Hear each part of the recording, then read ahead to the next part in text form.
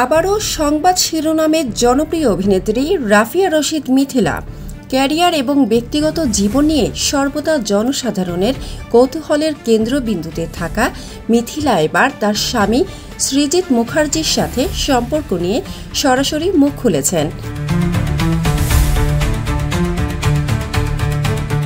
সাবেক স্বামী গায়ক ও অভিনেতা তাহসান রহমান খানের সঙ্গে দীর্ঘ 11 বছরের দাম্পত্য জীবন শেষ করার পর মিথিলা নতুন জীবনের সূচনা করেছিলেন ওপার বাংলার পরিচালক সৃজিত মুখার্জির সঙ্গে বিয়ে করে।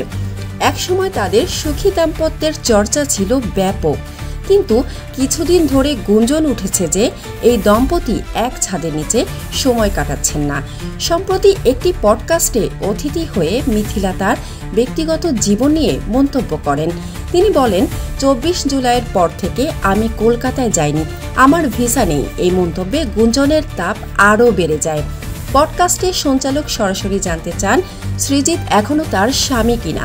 মিথিলা কিছুটা ধোঁয়াশা রেখে বলেন, এটা তো যারা বলছে তারা বলছে, আমি কিছুই বলবো না। তবে একই সময় নিশ্চিত করেন তার পাসপোর্টে সৃজিতের নাম এখনও রয়েছে।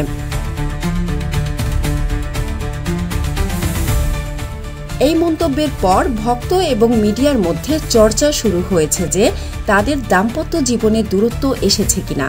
যদিও মিথিলা স্পষ্ট করে কিছু বলেননি, তবুও গুঞ্জন আরও জোরে সোরে ঘুরপাক খাচ্ছে। বিষয়টি নিয়ে নেটিজেনদের আগ্রহ এবং কৌতূহল এক প্রকার চরমে পৌঁছেছে। ফারহানা রহমান, নিউজ ডেস্ক, দেশ 10 24।